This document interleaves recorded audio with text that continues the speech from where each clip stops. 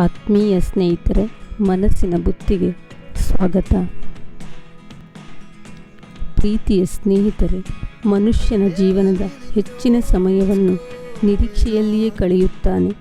ಇಂದು ಸಿಗದೇ ಇರುವುದು ನಾಳೆ ಸಿಗಬಹುದು ಎಂಬ ಆಸೆಯಲ್ಲಿ ಕಳೆಯುತ್ತಾನೆ. ಅದೇ ಆಸೆ ಉತ್ಸಾಹ ಮತ್ತು ಉಲ್ಲಾಸ ನೀಡುವುದು. ಅದೇ ರೀತಿ ಉತ್ಸಾಹವು ನಿರಾಸೆಯನ್ನು ಉಂಟು ಮಾಡುವುದು, ದುಃಖಕ್ಕೆ ಕಾರಣವಾಗುವುದು. ಮನಸ್ಸಿನ ಉದ್ವೇಗಕ್ಕೆ, ಒತ್ತಡಕ್ಕೆ, ಕೋಪಕ್ಕೆ ಯಾವ ರೀತಿ ಸ್ಪಂದಿಸುತ್ತೇವೆ ಎಂಬುದರ ಮೇಲೆ ನಮ್ಮ ಬದುಕು, ನಮ್ಮ ಜೀವನ ನಿರ್ಧಾರವಾಗುತ್ತದೆ.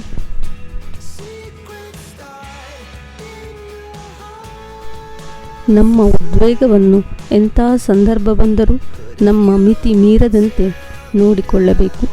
ಇದು ಕಷ್ಟಕರವಾದ ಕೆಲಸ. ಅವುಗಳನ್ನು ಸಂದರ್ಭಕ್ಕೆ ತಕ್ಕಂತೆ ಅರ್ಥ ಮಾಡಿಕೊಳ್ಳಬೇಕು. ಮನಸ್ಸು ತುಂಬ ಸೂಕ್ಷ್ಮವಾದದ್ದು.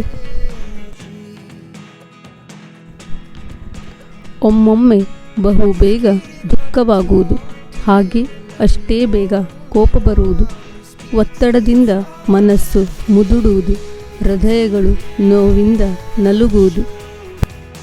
ವಿಷಯಗಳಿಗೂ ಮಾಡುವ ಕೆಲಸಕ್ಕೂ ಸಹಜವಾಗಿ ಯೋಚಿಸಿ ನಿರ್ಧಾರ ಮಾಡುವುದು ಒಳ್ಳೆಯದು.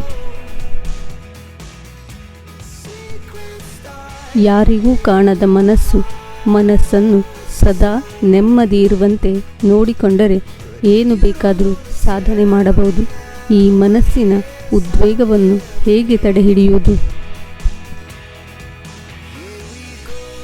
ಸಂದರ್ಭ ಅನುಗುಣವಾಗಿ ನಮ್ಮ ಆಲೋಚನೆ, ಯೋಚಿಸುವ ಸಾಮರ್ಥ್ಯ ಹೆಚ್ಚಿಸಿಕೊಳ್ಳುತ್ತಾ ಹೋಗಬೇಕು. ಸಾಧ್ಯವಾದಷ್ಟು ಪಾಸಿಟಿವ್ ಆಗಿ ಯೋಚಿಸಲು ಪ್ರಯತ್ನಿಸಬೇಕು. ಅವಶ್ಯಕತೆ ಇಲ್ಲದೇ ಇರುವಲ್ಲಿ ಎಮೋಷನಲ್ ಆಗಿ ಯೋಚಿಸಬಾರದು. ಮನಸ್ಸು ಸಕಾರಾತ್ಮಕವಾಗಿ ಯೋಚಿಸಿದ್ದೇ ಆದರೆ ಕಠಿಣ ದಾರಿಗಳು ಸುಲಭವಾಗುತ್ತಾ ಸಾಗುವವು. ಧ್ಯಾನವನ್ನು ಮಾಡಬೇಕು. ಧ್ಯಾನವು ಏಕಾಗ್ರತೆಗೆ ಅತಿ ಅವಶ್ಯಕ. ಮನಸ್ಸಿನ ಚಂಚಲತೆ ದೂರ ಮಾಡುವುದು, ತಾಳ್ಮೆಯನ್ನು ತಂದುಕೊಡುವುದು, ಒಳ್ಳೆಯ ನಿರ್ಧಾರವನ್ನು ಸರಿಯಾದ ಸಮಯದಲ್ಲಿ ತೆಗೆದುಕೊಳ್ಳಲು ಸಹಕಾರಿಯಾಗುವುದು. ಅನಾವಶ್ಯಕದ ಕಡೆ ನಾನೇ ಬುದ್ಧಿವಂತ ಎಂದು ಮಾತನಾಡುವ ಬದಲು ಮೌನದ ಕಡೆ ಗಮನ ಕೊಡಿ. ಒಮ್ಮೊಮ್ಮೆ ಮೌನವೇ ಉತ್ತಮವೆನಿಸುವುದು. ಅನ್ಯಾಯ, ಅಸತ್ಯದ ಪರ ನಿಲ್ಲಬಾರದು. ಇದರಿಂದ ನೆಮ್ಮದಿ ಎಂದೂ ಸಿಗಲು ಸಾಧ್ಯವಿಲ್ಲ. ಎಲ್ಲರ ಜೊತೆ ಸಮನ್ವಯತೆಯಿಂದ ಇರಬೇಕು.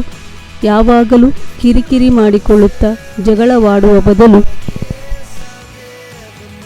ಪ್ರಶಾಂತರಾಗಿ ಎಲ್ಲರೊಂದಿಗೆ ಹೊಂದಿಕೊಳ್ಳಲು ಪ್ರಯತ್ನಿಸಬೇಕು. ತಾನು ಹೇಳಿದ್ದೇ ಆಗಬೇಕು ಎನ್ನುವ ಬದಲು ಇನ್ನೊಬ್ಬರ ಮಾತನ್ನು ಕೇಳುವತ್ತಲೂ ಗಮನ ಹರಿಸಿ. ನಿರೀಕ್ಷೆಯಲ್ಲಿ ಜೀವನ ಕಳೆಯುವ ಬದಲು ಇರುವುದರಲ್ಲೇ ನೆಮ್ಮದಿ ಹುಡುಕುತ್ತಾ ಸಾಧನೆಗೆ ದಾರಿಯನ್ನು ಭದ್ರ ಮಾಡಿಕೊಳ್ಳುತ್ತಾ ಸಾಗಬೇಕು. ಇಂದಿನ ಈ ಮಾತುಗಳು ನಿಮಗೆ ಇಷ್ಟವಾಗಿದ್ದಲ್ಲಿ ಪ್ಲೀಸ್ ಲೈಕ್ ಮಾಡಿ, ಶೇರ್ ಮಾಡಿ, ಸಬ್ಸ್ಕ್ರೈಬ್ ಮಾಡಿ. ನಾಳಿನ ವಿಡಿಯೋದೊಂದಿಗೆ ನಿಮ್ಮ ಮನಸ್ಸಿನ ಭಾವನೆಯ ಜೊತೆ. ಧನ್ಯವಾದಗಳು.